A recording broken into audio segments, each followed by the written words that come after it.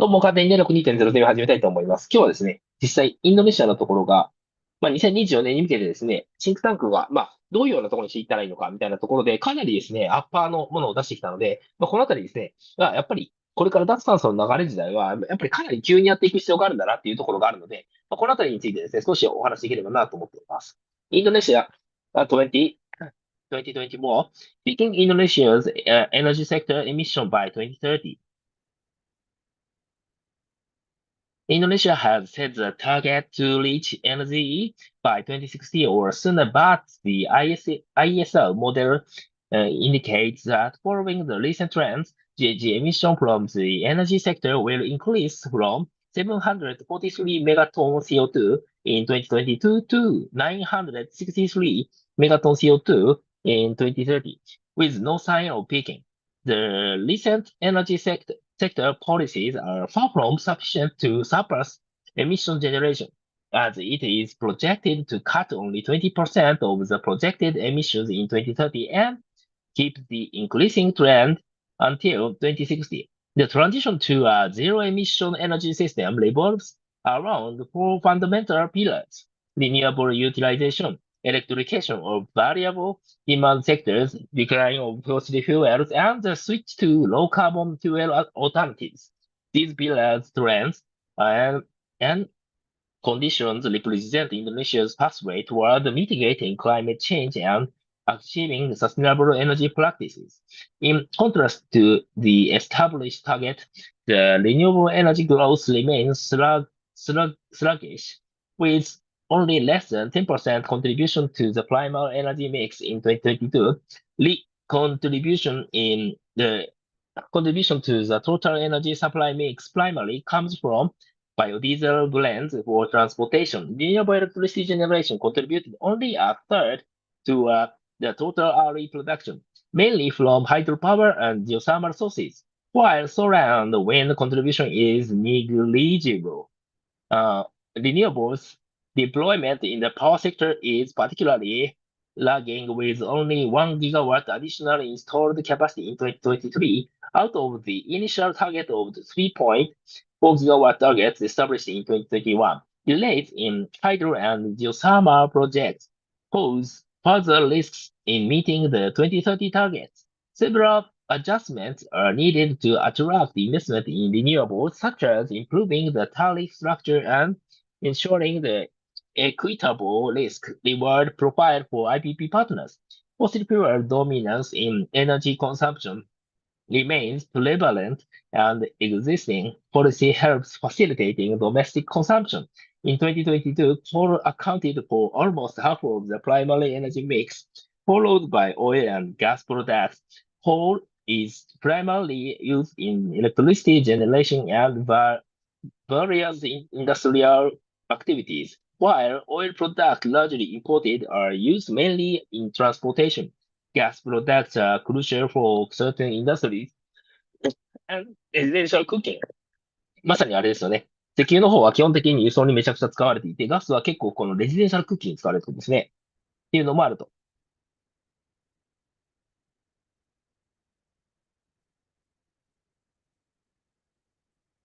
residential cooking. Fossil fuel subsidy through coal DMO policy and direct subsidy and compensation for petroleum fuels and electricity has made fossil fuel remain attractive for domestic customers while putting a significant burden on the public budget. Indonesia's power sector remains heavily reliant on fossil fuel-based power plants, particularly CFPPs with existing on-grid and captive CFPPs of roughly 40 gigawatt and expected to increase to 73 gigawatt by 2030. As a result, GHG emissions from the power sector are projected to increase from approximately 400 to 14 megawatt CO2 in 2030, according to ISER model.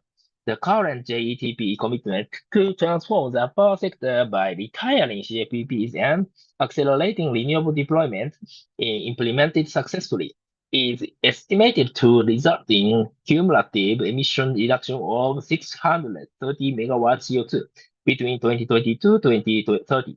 However, the latest draft of the upcoming update of National Electricity Plan RUKN, unfortunately omits the option to early retire CFPPs despite its economic viability.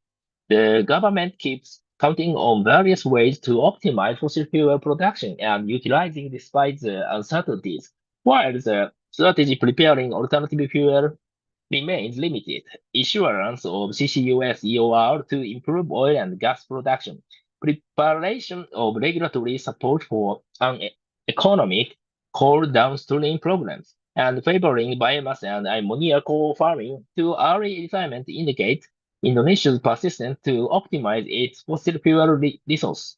At the same time, the utilization of bioenergy as an alternative fuel to petroleum fuel and coal is growing but facing multiple challenges from socio environmental and financial aspects. Moreover, low carbon hydrogen development gains more interest, with at least 32 ongoing projects, mostly in the early development phase. Decarbonization strategy of the transportation sector consists of both electrification and low carbon fuel alternatives, along with the other avoid and shift measures as outlined in the new MOT degree number 33 2023. Electrification, especially for private passenger vehicles, has become the focus of policymakers in the recent years, with more incentive packages provided, improving BEVs affordably for customers. However, lack of infrastructure and travel range remain the main barrier to more rapid BEV adoption. Electrification is more challenging economically and technologically for other transformation modes, i.e., aviation, maritime, railway, buses, and logistics, where biofuel utilization is currently the preferred strategy. Also, currently lower compared to neighboring countries, Indonesia's energy use intensity for commercial buildings is likely to increase with more appliance penetration AC in particular will be concerned as the majority of ACs in the market have low efficiency, having 1 and 2 stars in MAPS rating, and no local manufacturers produce ACs with acceptable efficiency levels. To foster wider implementation of existing green building and energy efficiency regulation, more incentive schemes are needed. Moreover, existing MAPS regulations for other appliance, pan and rice cooker should be upgraded to elevate their mitigation potential as ISDR model projects that the existing MAPS will only have a marginal impact to emission reduction. The ISR model highlights the potential of the current electric two-wheelers E2W and electric cooking policies to be the least cost measures for GHG emissions reduction in the energy sector. These two inventions are expected to avoid cumulatively 67 megawatts mega CO2 until 2030, while potentially saving a total of USD 12.5 billion compared to the no policy scenario.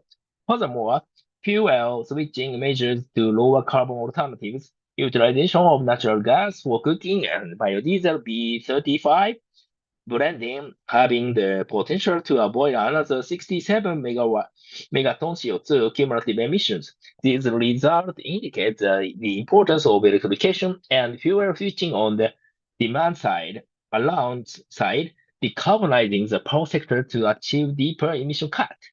The direct fossil fuel use still dominates energy consumption in the industrial sector, as coal supplied over half of the industrial demand in 2022. Meanwhile, electrification is growing slowly as electricity share remains low at only 12%. Several industries opt to utilize low carbon fuel as their decarbonization strategies, such as biomass utilization in the cement industry and green hydrogen in the ammonia industry. The lack of measurable action plan in the current policies for emission reduction in the industrial sector leads to the industrial sector contributing half of the energy sector emission in 2060 based on IESR model projection. Indonesia's energy transition readiness level remains stagnant, whereas a successful energy transition requires enabling conditions such as political and regulatory frameworks, techno-economical investment and financing, and social readiness to drive system change. Based on IESR TRF assessment, the 2023 transition readiness level is unchanged from the last year's assessment. Improvement was found in one indicator of political commitment and regulatory such as JTP, PIR, 100, number 112, 2022, and the upcoming revised and new regulations. Yet, overall, advancements are limited within the broader regulatory landscape.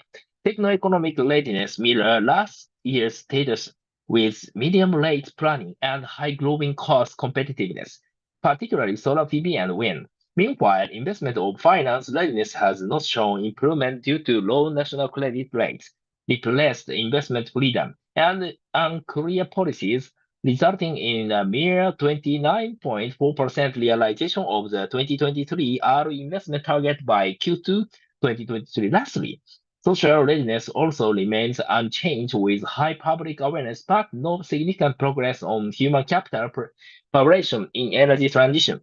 The investment for energy transition has been lagging far behind the projected need to achieve NZE. Also, there are opportunities for more positive outlook. Indonesia needs on average around USD 30 to 40 billion annually for energy transition. However, in 2022, investment in renewable energy and energy efficiency was only USD 1.6 billion, while investment in grid infrastructure was USD 2.4 billion. There are various potential channels for energy transition financing available, bilateral and multilateral support, green sukuk, carbon tax, and carbon market. However, improvement is needed in terms of regulatory certainty. Indonesia sustainable taxonomy, project bankability, transparency and credibility, and environmental and social safeguards to unlock these potential finance into actual projects. Domestic banks financing to renewable energy projects increased compared to the previous year. Yet, their portfolio in the mining sector remains higher. The initial launching of carbon exchange was welcomed with euphoria. Also, later proved to be lacking of demand. Two landmark energy transition financing schemes, JETP and ETM, both have progressed this year with launching of JETP, CIPP, and signing of non-binding framework agreement to early retire CFPP, CLEBOM 1 in 2035. However, the CIPP revealed that at least USD 97 billion is needed to achieve its 2030 targets, a massive gap compared to the USD 22 billion commitment by IPG and G funds. Furthermore, finance allocation for the just aspect is very limited and unlikely to cover all just criteria considered in the CIPP. Meanwhile, ETM has managed to accumulate USD 2.5 billion commitment for CFPP early retirement. However, there is an issue of transparency and assets overvaluation, shadowing the choice of CFPP to be retired. Provincial governments face challenges in finalizing RUEDs and implementing them to meet the renewal target.